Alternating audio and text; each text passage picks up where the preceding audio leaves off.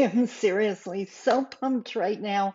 It feels like I haven't done this in ages. I've missed you guys.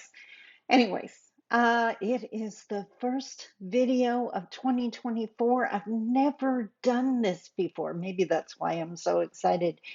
But today I wanted to talk about my mission, my intent for doing these videos.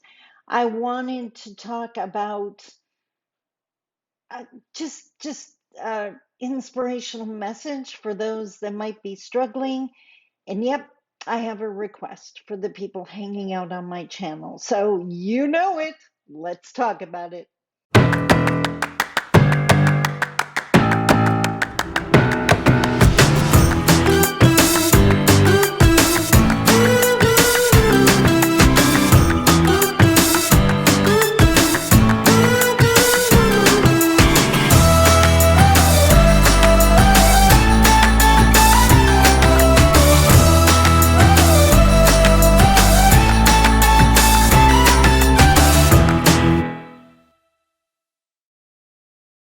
Bonjour. Mishko Pognon, Quain Adishnakas Mungdodam. Hi, everybody. My name is Sandy Boucher. I'm Red Thunderbolt Woman of the Loon Clan, a proud member of Seine River First Nation in Treaty 3 territory in Northern Ontario. And you can bet I got my handy dandy index card because we're going to do this again. But like I mentioned in the opening, I've never done this before. I've never started off the new year on YouTube, even though I've been in business for 15 years. I hate to admit it, but YouTube was kind of in the back burner, even though it's how I started my business and my work 15 years ago. But last year, it was probably around September, October, when I really started paying attention to YouTube. Many of you found me in November, I believe it was, when the whole Buffy St. Marie stuff hit the fan. And welcome. Thank you. I love the fact that you came out to hear, well, in that first video, my heart break over Buffy, but then you stuck around to learn about Anishinaabe people, in some cases about Indigenous people in general, and I love you for that. So thank you. Now, my mission for my work on YouTube, my work period, my life period, is 110% from my mom. And you know how often I mention my mom. You guys love her as much as I do if you've been around for a while. If not, stick around. I'm going to introduce you to the most epic mom out there. Not saying yours isn't epic. I hope yours is epic, but mine definitely was. And my mom believed she had one mission in life, and that really solidified for her after my dad passed away. And she would always say that she was here for one reason, to give us kids everything we needed to go on without her, because one day we would have to, that she was not going to be here for our entire journey. And she wanted the comfort. Trying not to sneeze here. Is it going to work? We're going to keep it real in this first video. Okay, well, I'm good. She wanted the comfort of knowing that she had passed on to us everything we needed to survive without her, that she wanted to be able to leave and join dad without having to worry about us. And that is definitely the mindset I had when I raised my children. My children are now in their mid to later 30s. I sleep comfortable at nights knowing they are just fine. If something were to happen to me, those two walk on very solid ground, so I do not worry about them at all. But I've taken that mission into my work. When I do a seminar, I do a keynote, or a video for that matter, I often say to my audiences that the magic happens not when I'm in the room, but after I leave, when you decide what you're going to do with the information I've shared with you. And that's my mission for these videos. I'm going to give you my focus is Indigenous Canadian reconciliation, building those bridges, learning to work together respectfully, ditching the stereotypes and the need for assimilation, all of that stuff. And if some of that didn't make sense to you, that's okay. Stick around. I will explain it. I am all about the takeaways, giving you actionable information that you can implement as soon as you're done watching the video. So that is my mission for this year, for 2024, is to give you what you need to go on without me. This is not an ego trip. I do not preach dependence. I do not want to be your only source of information. I want to be one of the safe places you go to get information. So hopefully you've already subscribed. If not, please feel free to do that. The analogy my mom used all the time was the puzzle and gathering puzzle pieces, and that's what I hope my videos are, another piece to your puzzle, so that eventually we see what the image is, the image of a reconciled Canada. And we can't cheat. There's no image on the box. We are designing this image as we go. I happen to think it's going to be beautiful, but together we can make that happen. So that is my mission, and I hope that works for you. But I know there are some people out there that struggle. Some people that found 2023 and maybe the years before that to be hard. And as everyone knows, this year, I've mentioned in several videos, you don't know if you haven't seen any of my other videos, but if you have, you know that this year I turned 60. So for all of you that are younger than that, I just want to give you a heads up, a sneak peek of what's coming.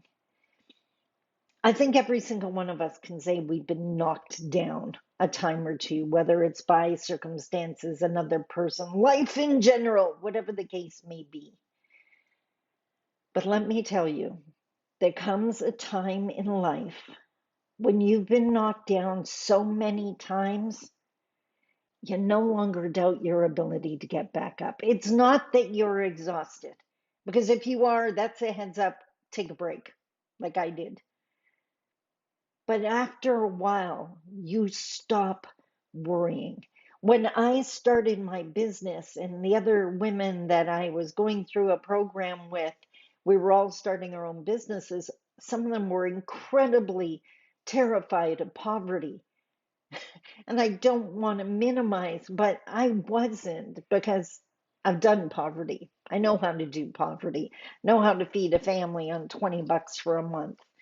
So, and that's kind of how I look at my life now. There are going to be rocks in the river. They're not personal. I get to portage around them. I know how to pack a good canoe. And that's what I hope you did. If not, do it right now, because 2024 is coming.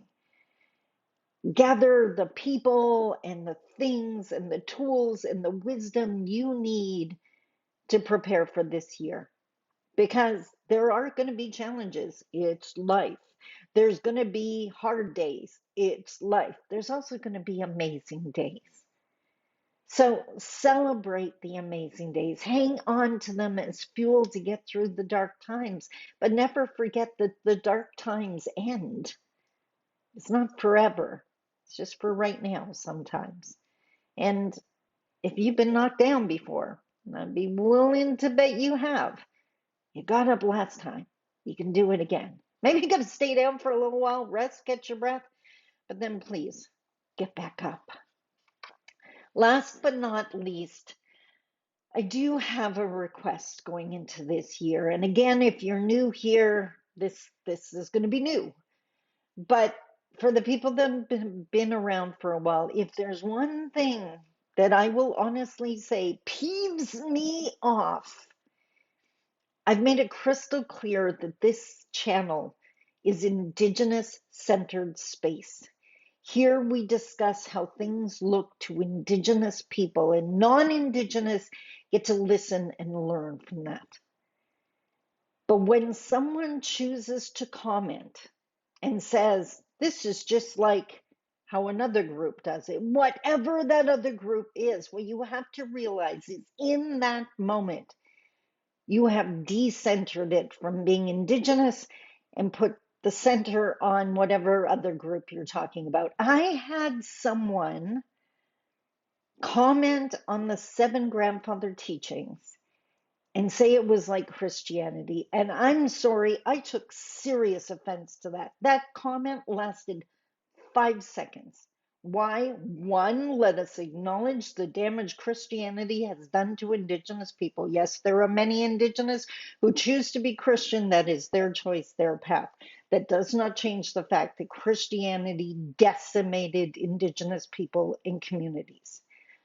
Two, the fact that she decentered the Indigenous space when she said it, but to compare our seven grandfather teachings to Christianity, I'm sorry, how tone deaf do you have to be? Why, in any way, would you think that's okay? So those comments will be deleted instantaneously. If they keep happening, that person will be blocked. This is your chance, non-Indigenous people, to sit in, learn in a space that you rarely have the opportunity to visit, an Indigenous centered space. We live in white centered spaces like daily. All I have to do is go outside my door. The grocery store is going to be run like non Indigenous people run it, the gas station, everything, the school, everything. Here it's Indigenous centered. And here you can learn how to be respectful of Indigenous people. But often that's just going to take you listening and learning, and it is definitely going to require that you don't change the center, that you don't change the focus to another group. I don't care two beans what our teachings sound like, if they sound like another group. Don't care. Because there is so few spaces in Canada where Indigenous can just be Indigenous without the comparison. And this is one of those spaces. So, yes, I am really adamant about that because the safety of Indigenous people requires safe spaces, Indigenous centered safe spaces. That's what this is. I have the door wide open to everybody. You are welcome to come in and learn. You are not welcome to change the center. I hope that makes sense. I am so pumped. I know what I have to offer you this week. We're starting this year off strong. We're starting it off with some base teaching, some base information, uh, hard hitting. I'm never rude, I never attack, but I will get blunt. And that's just because I respect you. I don't want you becoming your worst enemy if you're non Indigenous saying the wrong thing. If you're Indigenous watching this, I'm just an example of the strength of voice that comes with healing. I am so pumped for this year. Until tomorrow, I love you. Take care. Bye bye.